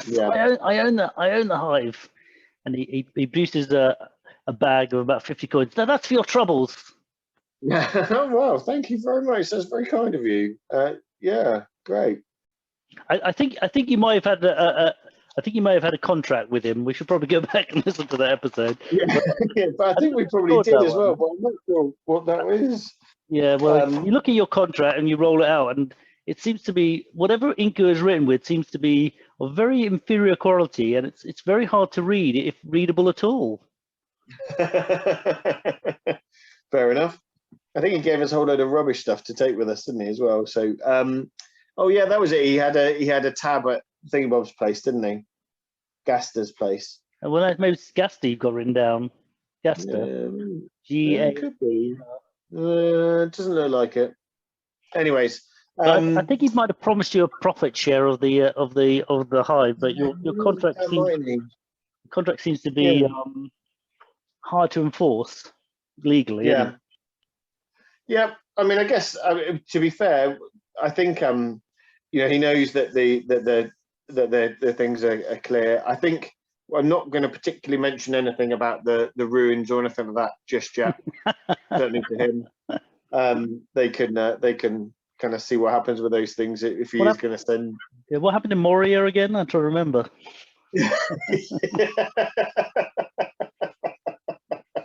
Yeah, so I think we'll probably just leave him to it. I think. Well, anyway, he's barely noticing you anymore. He's giving you this bag of 50 gold, and he's too busy thinking about other bits. Almost forgotten you. Yeah, I thought he might have. But he gives you a hearty slap on the back before he disappears again. Fair enough. He's like, yes, the Ant King. They call me the Ant King. I got a last laugh here. I own the thing. I am the king of the Hive. Nice. So there was a chap called Emmett who was after us killing hobgoblins, but we didn't meet any hobgoblins. Yeah, he's the mayor. So, but he does. You do come across him, and he's amazed and astonished that you've managed to clear out the Hive where these people hadn't in the past. And he does ask about hobgoblins, but I guess he just said we didn't see any. Yeah. Although obviously we'll tell him about the beasties outside and the giants if he hasn't already heard about those. But we will obviously just warn him about the ogre that got away, just so they're kind of aware and kind of keep an eye out for things. Again, he's obviously seen the explosion. Well, he's heard and seen the explosion. They've actually dragged the giant into the city square by now, and they're sort of kind of kids are climbing on it and stuff, and they seem generally an air of actually not many kids in town, I remember that, but there seems to be an air of, there's a pretty miserable lot actually generally, but for once they seem to be half cracking a smile. I'm not unfriendly to you for once, because there was a lot of scowling and stuff and blaming. Actually, yeah, we'll have a word with him. Some dickhead fired a bolt at us again as we're coming in. Oh yeah, he goes, oh yes. I don't understand. We never have lawlessness in this town. Well, clearly you do, and we've just done you a massive favour. So we need you to help us find this person here, because well, all right. I will speak to Turgite, the head of the town guard, and we'll see what we can find out. But it's a complete mystery to me. We never have trouble here. In fact, we never had trouble till you arrived, I have to say. Oh really? Not giants or anything like that at all, or giant ants or hobgoblins? Well, to be fair, the giants didn't bother us much. They were a bit of a menace, but they tend to leave us alone. You know, mind our own. You know, including the farmsteads and the homesteads just around the thing here that supply you with food and stuff. Well, you know, that's to some extent that's part of the duchy. We don't really consider ourselves part of the duchy. That's, you know, if they want to send troops to look after that area, they don't send us any. Fair enough. You go find Turgite, and he said he's found a crossbow dumped in an alley, but hasn't found anything else worth that he can report. Nice. He has a bad habit of like poking you like this when he's talking, and he seems actually a little bit peeved that you've disturbed the ant hive, because we're going to have a problem. You've stirred the ant hive. They'll be out. They'll be at us. We'll have a problem from this, and you'll be gone, and we'll have to deal with us. It's always the town guard that have to deal with us. Leave it to the professionals, mate. Leave it. That's poking you. To be fair, you guys have done a cracking job, because, like, you know, we found, like, you know, ogre raiding party that was camped on the road. That's the duchy. That's down. Yeah, you're right. That sounds to probably fake news. Probably fake news. Fake scrolls. Yeah. No, he's basically saying, you know, we're all right. We never had a problem till you turned up. You know, it's probably one of you. Probably you brought this assassin with you. Obviously, you know, because I do like to bring assassins with me to shoot at me wherever I go. I think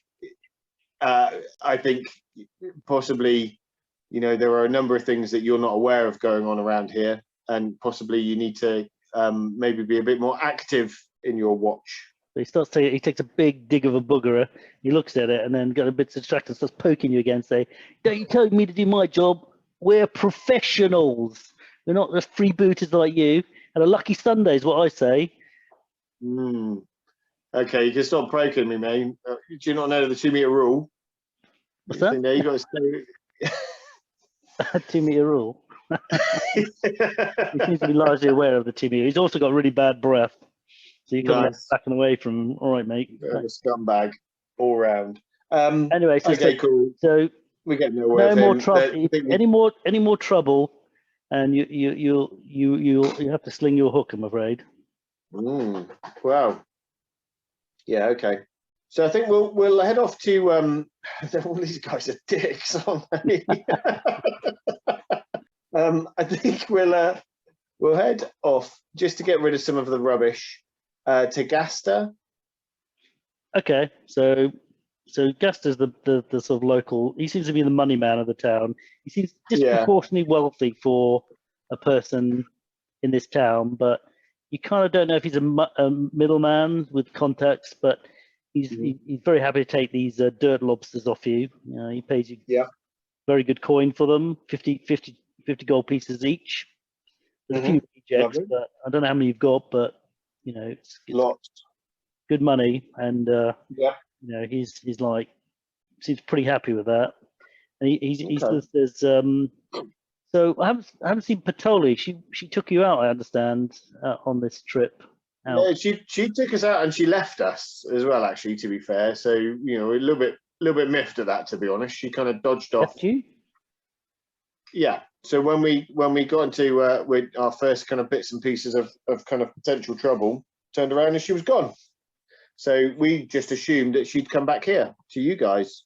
Well, as you say, after taking all of our stuff. After you said she when you talked about the bit where she abandoned you, you just see a little bit of the corner of his mouth go up, almost a half smile, as if to say, "Yeah, I can see that." Girl. Yeah. And then he says, "Well, I'm a little bit worried because she hasn't been back, and she does a lot of work for me, so I'm a bit concerned that actually. Yeah, I mean, trust us. We'll keep an eye out for her because obviously, you know, we're keen to chat to her as well. I think, I guess, you know, if you see her, don't hesitate to give us a shout. Just because, you know, obviously we'd like to have a little bit of a professional chat. He leaves incredibly long silence after you say that. I take that as a yes, then, chap. Thank you so much. He just says, so don't underestimate Patoli. She's well connected. Oh, I wouldn't dream of underestimating her. She can move very quietly, I guess. I think there, so to kind of get away from us in the way that she did. Yeah. He's giving you the money, but you could tell he looks really pissed off. Yeah. You can't even quite tell why, but you know he's not doing a very good job of concealing his feelings, because obviously you've turned up, Patoli hasn't, by the sounds of it. Yeah. And he basically, you can see he's made some money on this deal, but he's something about him doesn't give you coming over a bit negative. Yeah. So we will just ask him any dealings in kind of like exotic materials, like maybe components, stuff like that. Okay, so he gives you a pretty level stare, and he looks like he's like sizing you up.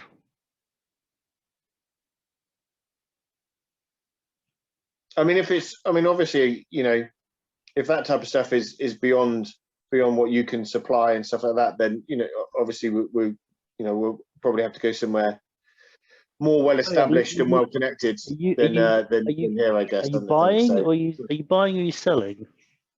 Well, I mean, there might be stuff that we have to sell, but also, you know, there might be stuff that we want to buy as well. So, you know. Okay, so he pulls up in his drawer.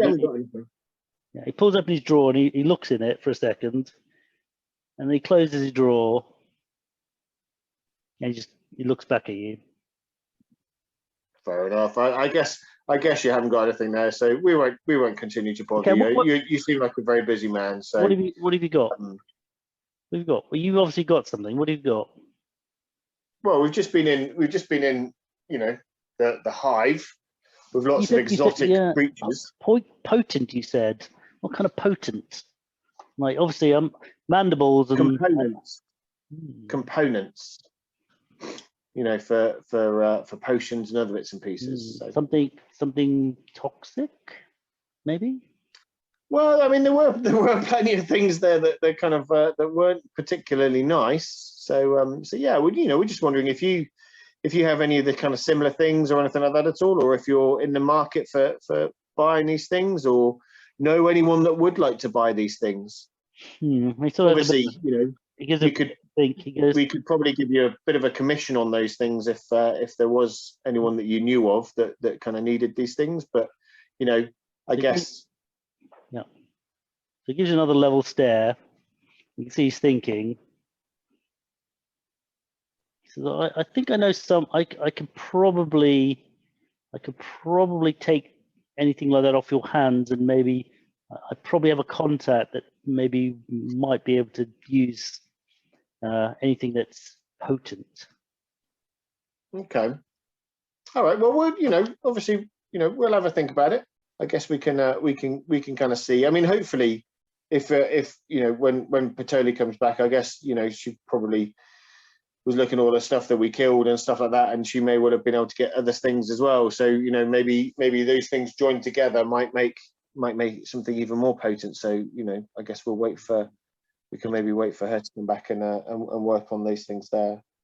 Okay. Cool. Okay.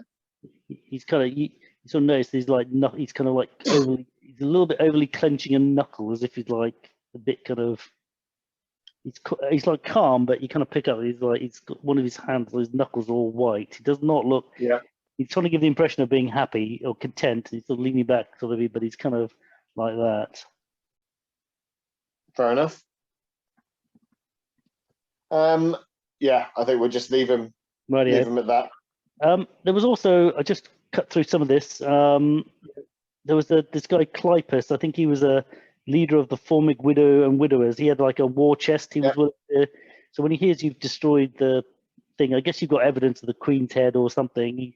He basically has this chest, and it's got essentially about 2,000 gold pieces in coin, accumulate, different coin. And he says, this has been saved over the last 25 years. Everyone's been paying their subs the whole time, and this is what we have for anyone who could righteously destroy this hive. So we're incredibly grateful. Oh well, that's very kind. And he starts like, and he's got this. It's got like a pig trotter, and he's kind of eating it while he's telling you this. Oh my god, this guy's disgusting. You're not painting them out very nicely, man. They do seem like scumbags. He's not got very good table manners. Just give it really.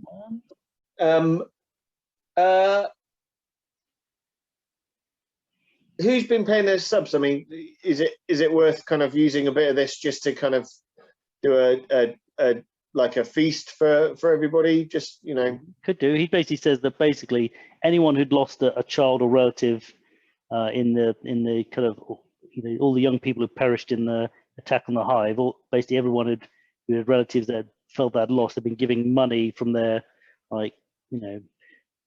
paying 5% of the money they earned every month into this like coffer to try attract someone to exterminate the hive. So it's almost like union subs or something, if you want to call it that way, like a lottery.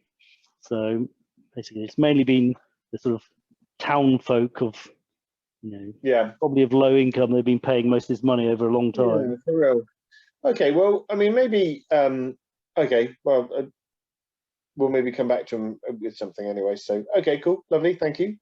Okay. Finally, there's the barkeeper. So you were collecting balls and ankeg skulls and anything with which he basically very gratefully takes them off you for not very much money, like the equivalent of like a silver piece per thing or a gold piece for a head. So it's like probably a maximum about 50 gold pieces worth of loot. But he seems pretty ecstatic with the haul, which he's like, you can see he's kind of imagining where he's gonna put it. The young kid in the bar comes across and like trips over his, he kind of accidentally trips him up, and then like the kid falls over. He's like cuffing him, like, get out of the way, you bandit! You're always getting in the way. Oh, geez, man. Well, we might say to him is rather than paying us any money for these things, could we perhaps do a festival or a feast for everybody to celebrate the fact that the hive is gone? Oh, he says, that's a great idea. I mean, actually, what you might be able to do is you might be able to buy some of these like dirt lobsters off of Guster. He seems to have a buttload of them at the moment. And the mayor, he'd probably happily. You'd need a license from him, but yeah, I mean that's a fantastic idea. Okay, well, fair enough. Well, we may well investigate on that one then. just to try and think there. In short, I'm sure you could spend this money on a big celebratory feast or something, or if you wanted to, or half of it. I don't know. It depends how lavish you want. It sounds like it's a bit of a rough time for everybody there, doesn't it? So, when you say, do you mean from the coffer or from the money that we got for the heads and other bits and pieces? Well, okay. For some reason, I thought you were going to spend this like war chest you got, but if you want to, I mean, I see, yeah, gas. I guess you could say put it behind the bar and let everyone have free drinks till it runs out. Yeah. But I guess in a town that size, it might buy everyone a beer possibly. I mean, it wouldn't be okay, like. So it's not that. I mean, it's plenty of money. It's a big enough to, yeah. Yeah, it's basically almost like open bar for the night or something. Or we could just do a proper. I guess to be fair, I mean he's selling beer or whatever a cup, but he buys it cheaper. So if he's paying in kind, he could probably have an open bar and have a massive piss up. There's definitely an option rather than paying you. I say, yeah. Yeah, I guess we'll think about that as well on the thing. So just the blacksmith, but I don't think the blacksmith had anything. I think he promised assistance if you were willing to go to fight the ants. He'd help you with repairing armor or anything like that. Okay. Yeah. Well, we'll just let him know that it's gone. Oh yeah, well he's because he took a mandible to the knee. So he was when he used to be in the town guard, so he's quite happy to. And I guess so. We got that kind of purple glowing mineral. Oh yeah. I'm just if he knows anything about that at all. Yeah, no, he does. He says, "Oh, probably you should Occupant would probably be interested in that. That's her bag, possibly Yeah. Gatsdale. The Gast is, he tends to he says he's more into like commodities that that sell, like more on a kind of marketplace, whereas Occupant the healer's more into sort of arcane stuff. And what kind of god does Occupant pray to for her healing? Kind of like, well, that's an interesting question because I've never no one worships, no one around here ever goes to her for worship. She keeps herself, really. We have our own kind of gods, and like the ones you've heard of before, mostly goodly ones, but she's she came down here about 5 years ago, and she's not really mingled too much. She's definitely an outsider. Always either in the woods, or she has strange people that come visiting her every like once a month or so, and she says she's like a dealer in exotic arcane paraphernalia and things like that, owlbear toad, and funny creatures that you find in the woods, ankeg, puke, venom, puke, and anything like that. Anything that's a bit nasty, it seems to be anything potent, anything kind of that I would never touch. Okay. Any crazy person wouldn't.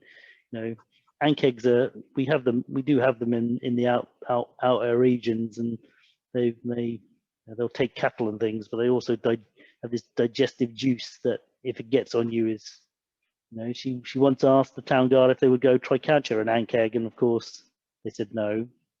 Once we had a stag beetle that tried to break it, giant stag beetle that tried to break into town, and we managed to chase it off with peppered horse urine, but she wanted to get its gallbladder or something. It's crazy stuff. Don't really have much to do with it, to be fair, but she will heal for coin. I did, he holds up his thumb and goes, "Oh, I smashed this one time on the anvil, and she gave me a salve, and it was nearly good as new." Oh, there you go. Oh, cool. Okay, well, thank you. Cool. Little clay pot it was. I just broke it on. It was And that fixed your thumb. Wow. Yeah, it was smashed up pretty bad, but it seemed to do the trick. That sounds really quite powerful stuff. Oh, I'm pleased that she's been able to do that for you. Yeah, stung like a hobgoblin's breath. It stung like an ankeg's puke. Nice. In the eye. Fair enough. But yeah, well, as I say, glad that we could bring the good news that that the ant hive is kind of gone. Did I tell you I took a mandible to the knee? Did you really? Mandible to the knee, yeah. Mandible to the knee. Had to retire from adventuring. I was going to say, yeah, definitely. I mean, maybe is it worth going asking to see if you get some more of that salve to kind of fix up your knee, and then you could maybe go off again. On sounds of it, for a bit long in the tooth these days, but yeah, it's a good idea. Don't know whether it's not a bad idea. Need some good Does this chap know anything about the barrow? So Sladen's barrow? He kind of like does a kind of like some sort of like superstitious sign. Yes. Yeah, no one goes there. That's an evil place. Okay. Bad omens. No, that does sound a bit rough. I mean, you've done all right. Where going to the ant hive, but no one comes back from that bev. That up on the hills there. That's bad country. Yeah, it's wild. It's a wild place and a wilder. Yeah. No, I don't even like talking about it, frankly. There's another one. I mean, like your time in the watch and stuff, was there anything that kind of came down from that way that you could tell us about? What's that? I think he's a bit deaf from banging in the forge. What? What's that? Fair enough. We'll leave you to it. Okay. Ah, well, don't die today anyway.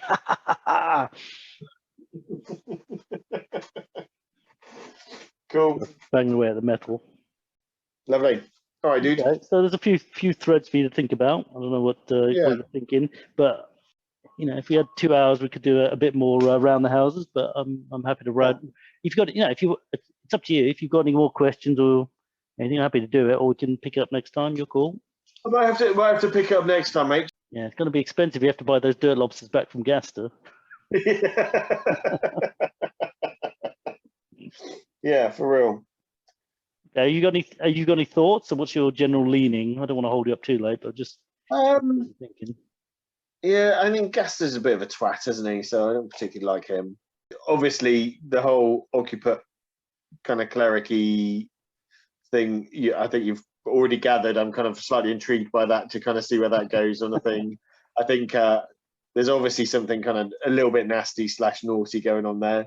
And then again with the barrow, you know, whether that's the kind of the next kind of pushing up toward there for stuff. I mean, that might even be where, you know, Occupant's little portal thing leads, because they don't want to come into town or whatever.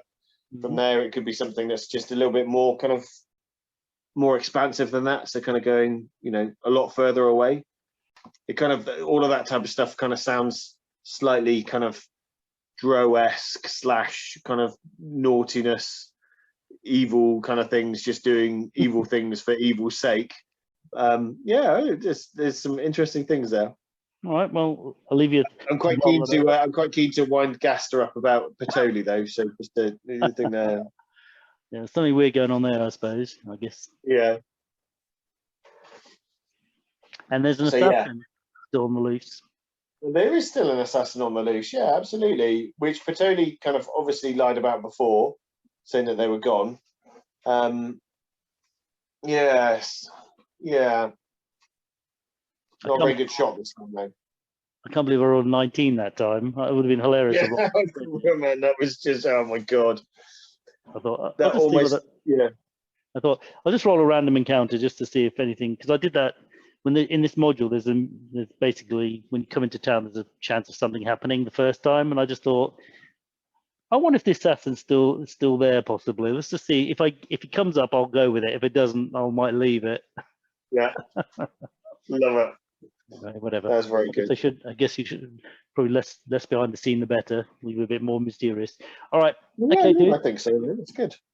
Well, the battle probably took a bit longer than I was expecting, but basically, I rolled on this Carapace. There's a chance of something happening when you first go into town. I figured, what the hell? Let's see if something happens on your way back in, apart from because I figure your level was quite high anyway, so I thought you could do it a bit of extra stuff. But yes, you rolled number 4, which is a pair of Hill Giant brothers stomp past. While Gus and Gilly are a menace, they are well known here and normally leave the town alone.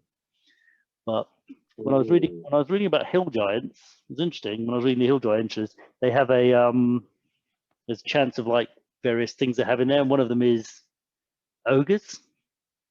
Yeah. I thought that was neat to potentially tie it in with the slithering tracker ogre that got away. Oh, of course, yes. I forgot about him. Little bastard. Yeah. He's got away twice now, has he? Or has he? Ooh.